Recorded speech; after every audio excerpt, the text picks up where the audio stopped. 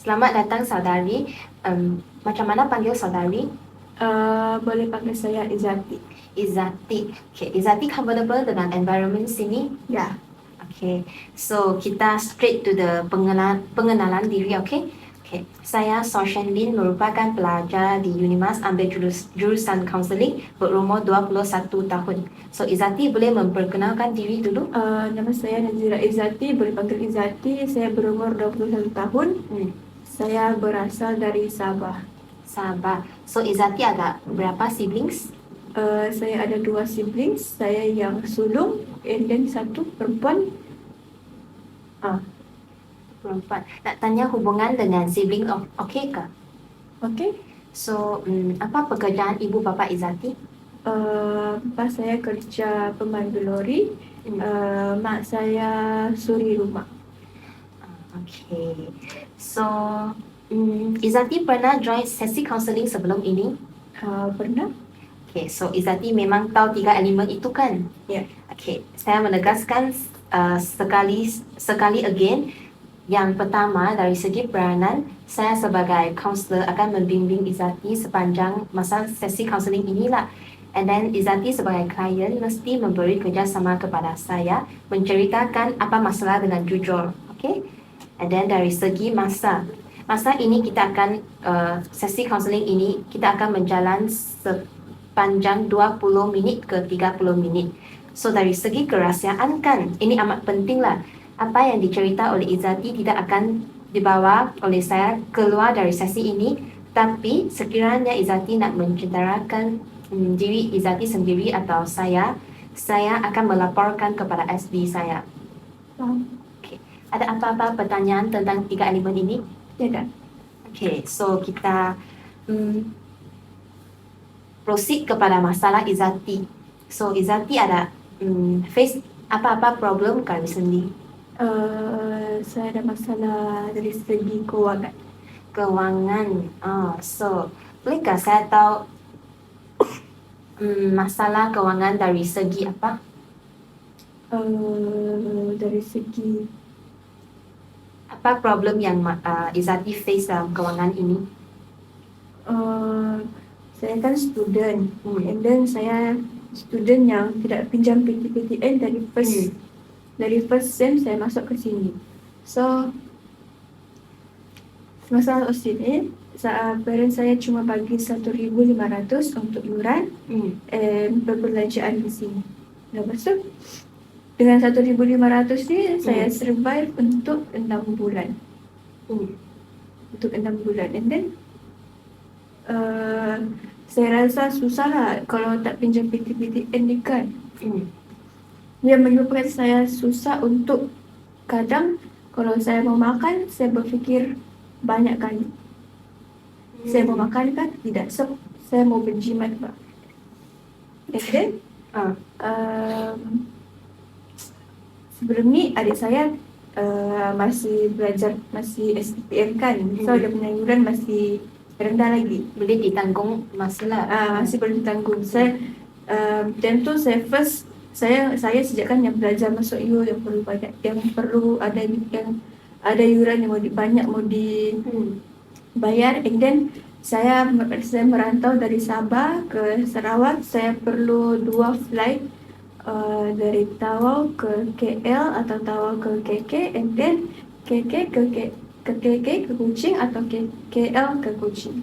So dia makan banyak duit lah. Dia macam membebankan if saya tidak pinjam PTPTN. Tapi ibu bapa saya tak bagi saya pinjam PTPTN sebab reason mereka tak mahu saya berhutang. Tak mahu kamu berhutang. Tetapi mereka tahu situation Izati ke? Macam Izati susah untuk survive di uni.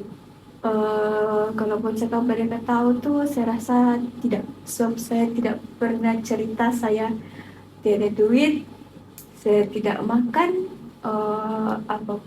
Saya nak tanyakan Izati, parents Izati tahu ke like yuran Izati berapa? Untuk kos ini? 79 kah? 79. Ibu bapa, 800 lah. kamu tahu kah like yuran kamu sebanyak ini and then mereka bagi 1,500 sahaja? Tahu, Tahu. saya beritahu. Oh. So like mereka pernah tanya Izati like tentang Izati makan apa hari ini atau like Izati okay kah dengan amount duit ini yang mereka bagi? So far okay, saya pada manage. Cuma kalau mau rasa makan sedap tu, saya boleh katakan jarang lah. Saya boleh kira berapa kali saya makan sedap. So biasanya saya akan beli nasi putih and then ada lauk yang saya bawa dari rumah, itu yang saya makan. So nasi putih yang dibelikan sahaja berapa ringgit? So far sekarang dulu lah, sem 1, time year 1, saya beli nasi tu dengan harga RM1 je. Tapi sekarang, iaitu saya beli nasi tu dengan harga RM2. Tapi tak apalah, saya faham. Sebab ekonomi sekarang makin Faham. So until now Izati boleh tahu kah Izati like one day makan berapa hari? Makan berapa kali? One day saya makan sekali je. Kalau mau nasi, sekali je lah. Malam. So Izati makan sekali sahaja malam? Kalau untuk breakfast, saya buat air dengan makan yang adalah. Contohnya biskut, roti. So life ini like Izati makan sehari sahaja only in university lah kan? Ya, betul. Kalau dekat rumah, saya makan 3 kali. So like Izati tak ada gastrik kah? Macam penyakit? Ada. Tetapi like terpaksa lah kan? Tapi okey lah. Saya boleh tampung tu gastrik dengan makan biskut tu okey. Yang penting isi perut tu ada kalau pagi. Saya actually lah kan, saya boleh advise Izati like, tahu kah Izati ada food bank di kios di sana? Izati boleh lah pergi ambil makanan yang free di sana. Ya. Yeah, and then Izati like Izati ada cakap ibu bapa tak mau PTPTN kan kerana tak mau berhutang. So Izati lah ada mencari beasiswa lain. Sebelum ni saya ada apply 2 beasiswa. First yang untuk anak Sabah dengan zakat. Tapi dua-dua pun tak layak. Kenapa? Tak tahu. Mungkin dari segi borang kah? Tak tahu. Borang tak lengkap. Satu, dua-dua apply online. So mereka terus cakap like statement tidak lulus. Ya. Saya rasakan application ini masih buka kah next sem kan buka? Apa yang saya tahulah yang application 2 tu boleh mohon first time masuk you je. First time masuk you year 1 lah, year 1 sem 1. Faham. So tak apalah dari knowledge yang saya adalah saya tahu ada satu lagi beasiswa JPA, dengar before kan? JPA. JPA ini kan saya boleh beri maklumat kepada Izati lah. So like if JPA open again next time saya akan inform Izati, okay? Okay. So Izati ada buat planning dengan perbelanjaan harian dengan 200 yang Izati ada sahaja? Ada, itulah saya makan cuma sekali sehari. Saya beli nasi putih supaya saya boleh jimat. Tapi kadang-kadang saya rasa sebab saya jarang makan kan, saya rasa saya malas mau pergi makan. Kadang-kadang satu hari tu saya boleh makan biskut je dengan air pagi atau malam. Tapi saya adalah stok Maggi. Kalau lapar betul saya makan Maggi je lah. Saya masak Maggi. Okay, so like saya berasa sangat susah lah untuk situasi Izati. So like advice yang saya boleh beri adalah mungkin Izati boleh berhubung dengan parents bagi tahu situasi Izati yang susah. Kalau saya bagi tahu tu macam berat lah. Sebab saya tak mau mereka risau. Sebelum ni kan adik saya masih belum tak masuk you. Dia pun masih tinggal dengan parents. So tapi sekarang dia baru je masuk EU awal bulan hari tu. dia pun jauh jugalah, kira jauh jugalah dari Sabah ke Kedah. Dia pun sama juga macam saya, kalau flightnya pun perlu 2 kali transit baru sampai. So macam yang kita tahulah, kalau dari Sabah ke Semenanjung, dia makan kos yang sangat besar. And then sebelum ni saya okey je kalau anytime adik saya masih berada dengan ibu bapa saya. Tapi sekarang ni kan 2 orang adik-beradik yang sedang belajar, lepas tu dengan berbekalkan dengan basic gaji parents yang 1.5, sebab saya punya ibu kan tidak bekerja. So bapa saya dapat gaji 1.5. So saya macam terfikirlah mau bincang dengan ibu bapa saya, macam susah bah kalau 1.5 tu untuk 2 orang, sebab saya punya yuran je sudah mau 1.5. Apalagi kalau adik saya. Faham. Stres kan? Ya. Tapi saya rasakan ada satu lagi teknik Izzati boleh tahu ibu bapa, persuade mereka, cakap kamu mesti mau PTPTN atau beasiswa yang lain untuk support financial Izzati di uni. Ya, itulah saya ada juga bincang, tapi tengoklah nanti saya try untuk bincang lagi supaya dapat pinjaman itulah. So like Izzati mau ke try like scenario bincang dengan ibu bapa sekarang? Like try Izzati bayangkan ibu bapa di sini and then Izzati try persuade mereka. Boleh ke? Boleh. Okay, so teknik ini ialah teknik anti chair lah. Ada pernah dengar before anti chair teknik? Tidak. Okay, so saya terangkan, saya saya demonstrate sekali bagi Izzati. Okay, so Izzati, bayangkanlah sini ada satu pihak yang saya nak meluahkan perasaan. So, example, ibu bapa saya di sini lah. Okay, saya akan say like, Cakap dalam hati boleh kan? boleh, cakap dengan hatimu boleh. Just like bayangkan orang di sini, okay? Okay, boleh start.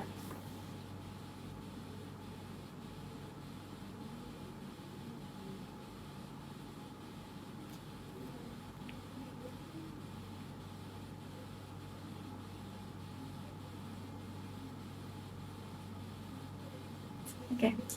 So boleh tahu kan Izzati telah meluahkan apa perasaan? Saya kalau boleh saya mau pinjam PTPTN untuk sen depan supaya saya tak rasa macam terbeban untuk makan. Sebab kadang-kadang benda ni buat saya rasa sedih juga kalau makan pun susah. Sebab kadang-kadang saya mau juga makan sedap, tapi disebabkan oleh ada masalah kewangan, so saya rasa macam susah lah untuk makan sedap. So saya minta izin untuk pinjaman lah, apa-apa pinjaman yang ada, supaya saya tidak terasa terlampau terbeban. So just now kan Izzati ada beritahu like ibu bapa memang tak beri pinjam PTPTN. So just now when Izzati meluahkan, Izzati ada like macam mana persuade ibu bapa ke? Macam guna cara apa untuk persuade mereka? Tak ada. Tak ada? So saya nak Izzati kan boleh buat satu like imagination like macam mana Izzati nak persuade ibu bapa Izzati. Maksudnya kan Izzati like boleh fikirkan macam mana persuade, like guna apa perkataan yang like boleh bagi mereka terima cadangan Izzati untuk pinjam PTPTN. Saya rasa susah kan. Susah. Sebab kalau mereka tak mau lah. Tapi nantilah saya bincang. Nanti bincangkan. Okay. So lagi masalah yang lain, contohnya masalah personality diri. Okay, personality diri. So like boleh tahu Izzati like saya boleh rasa bah Izzati orang yang introvert, betul? Ya, betul. Okay, so introvert ini datangkan apa masalah? Introvert ni datangkan banyak masalah lah, dari segi akademik, dari segi kawan. Sebab kalau introvert, saya membuat kawan tu susah sebab saya takut untuk approach orang. saya takut orang tu tak suka kah ataupun apakah, kan saya introvert jadi saya susah untuk mulakan perbualan. Kalau dari segi akademik pula, contohnya kalau ada apa-apa yang perlu dibentang kah, ya, apa-apa yang kita perlu bercakap depan ramai orang, dia membuatkan saya rasa susah. So saya rasa macam benda ni sangat-sangat mengganggu saya punya prestasi.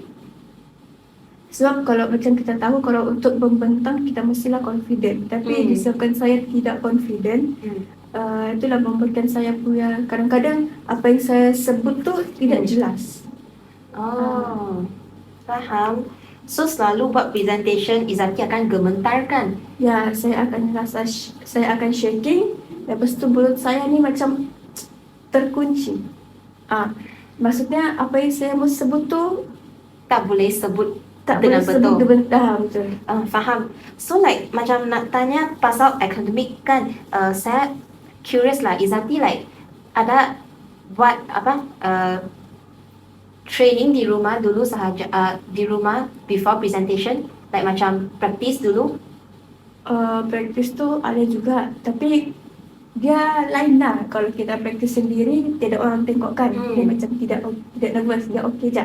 Tapi when kita in real situation tu dia macam sukar lah sebab orang ramai tengah perhati kita rasa kita ni dijudge oleh orang. Faham.